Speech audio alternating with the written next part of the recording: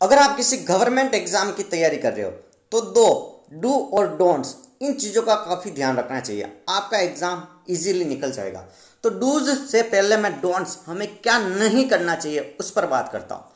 तो डोंट्स में सबसे फर्स्ट पॉइंट आता है कि टॉपर्स के वीडियो ज़्यादा ना देखें।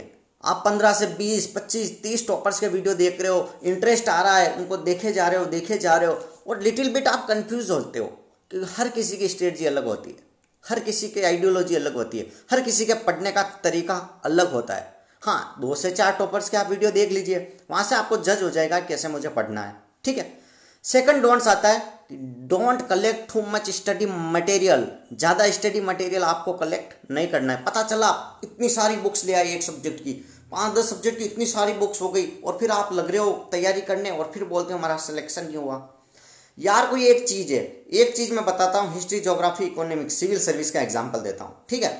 अब सिविल सर्विस का एक एग्जाम्पल देता हूँ। तो हिस्ट्री में महात्मा गांधी जी का जन्म कब हुआ था, डेट फिक्स है, गांधी जी का जन्म इस डेट का हुआ था। लेकिन अगर आप 10 बुक में लोगे तो इसमें क्या कुछ अलग कंसेप्ट आ जाएगा? जन्म तो उसी दिन हुआ ना, चीज़ तो सेम है, लेकिन 10 बुक्स में आप वो पढ़ोगे तो आपका सिलेबस टाइम पर क्लियर नहीं होगा, सिलेबस टाइम पर कवर नहीं हो पाएगा और आपके सिलेक्शन के चांस कम हो जाएंगे। इसलिए मैं कहता हूँ कि ज़्यादा स्टडी मटेरियल को अवॉइड कीजिए। 2 चीज़ हो गई।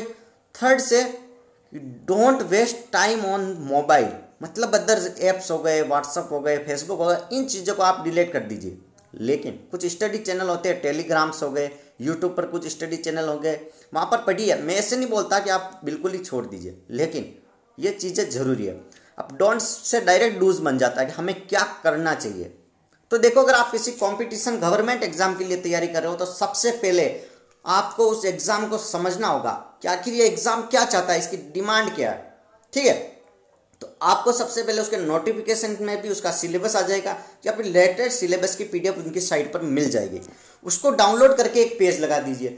2 से 3 दिन तक उस चीज़ का एनालिसिस कीजिए कि क्या चीज़ पूछना चाह रहा है, क्या चीज़ एग्जाम में आएगी। अब उनको समझने के बाद फिर आप जाइए, क्योरा जैसे कुछ चैनल है जहाँ पर आपको गाइडेंस मिल जाएगा कौन सी बेस्ट बुक है। सारी सब्जेक्ट लिख लीजिए, हिस्ट्री, ज्योग्राफी, इकोनॉमिक्स, 2-4 बड़ी वीडियो देख लीजिएगा टॉपर्स के। तो आप यहाँ से कलेक्ट कर पाओगे कि कौन सी चीज़ पढ़नी है, कौन सी बुक रिलीवेंट है। देखो, हर चीज़ की एक ही बुक अच्छी होती है, 1 या 2 बुक ऐसी होती है जिनको पढ़ने से आपका वो सब्जेक्ट क्लियर हो जाता है।